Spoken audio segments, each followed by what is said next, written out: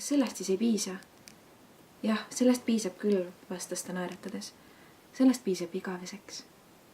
Ja ta kummardas lähemale, et oma külmad huuled taaskord mu kaelale suruda. Emme, kust lapsed tulevad? See kõik algas 1978.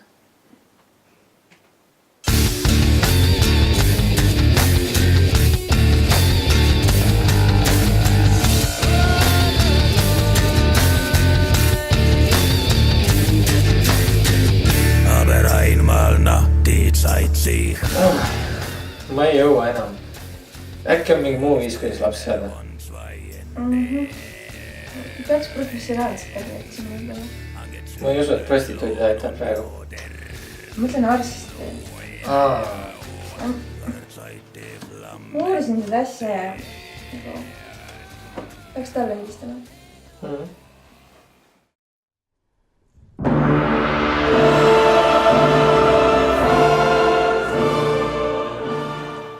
Doktor.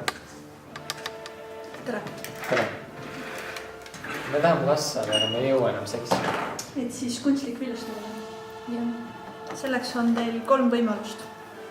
Esimene on ovulatsiooni indutseerimine viljakusravimitega, mis annab võimaluse loomuliku vahekorraga viljastamiseks. Mis see tähendab?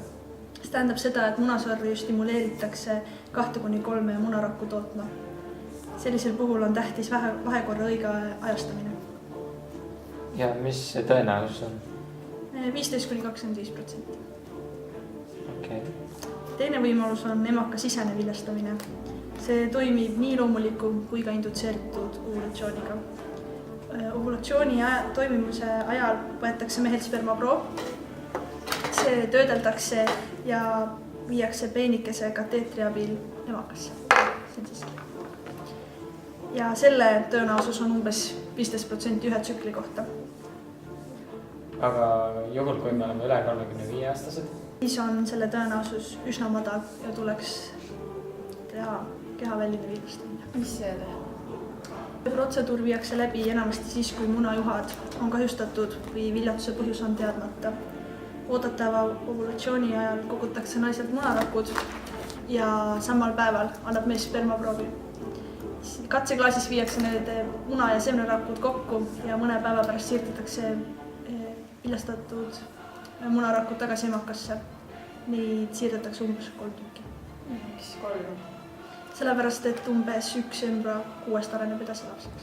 Aga mis on tõenäosus, et minu sperma viljastatud tema munarakku? 25%. Aga kui on raske mehepoolne viljatus, põhjus miks ta last ei saa, siis süstitakse spermatosoidid otse munarakku. Selle meetodiga viljastub 70% munarakkudest. Aga mis ohud naised võib tekkida? No võib tekkida pettumus, kuna rasestumise võimalus kõigi nende meetodite puhul on umbes 20%.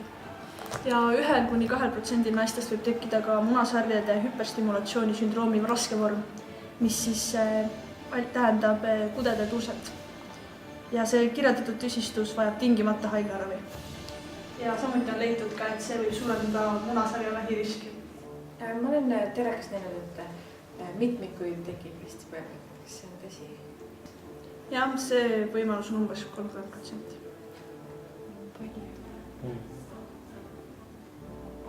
Kas teil on võib-olla ka mõni küsimus veel? Ja palju see maksma läheb? Kui te olete alla 40 aasta, siis Eesti Haigekassa hüvitab viljastamisega seotud kulud. Aitäh, doktor, me kindlasti mõtleme selle peale ja võtame ühendust teiega. Kui peale? Tähtsa kohtumisel. Nägemisel.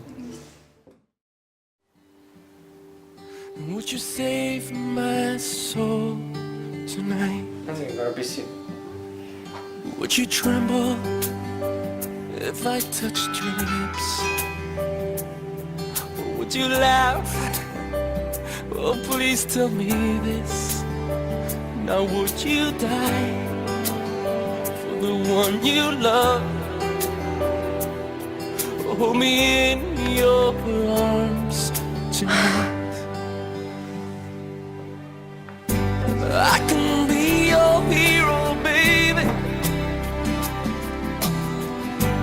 I can kiss away the pain. I will stand by you forever. You tere, doktor. tere. mu mehega juhtus väike õnnetus. Palun, võtke sealt.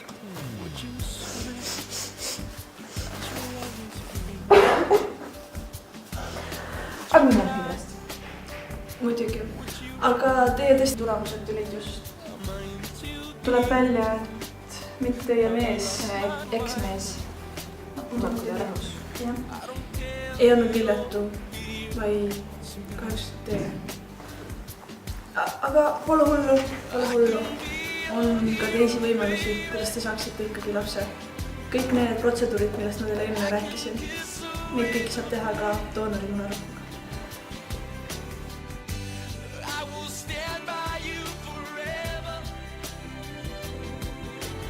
You can take my breath away.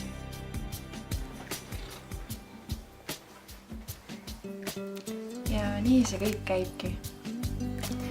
ja teed, kallikene, maga magusasti.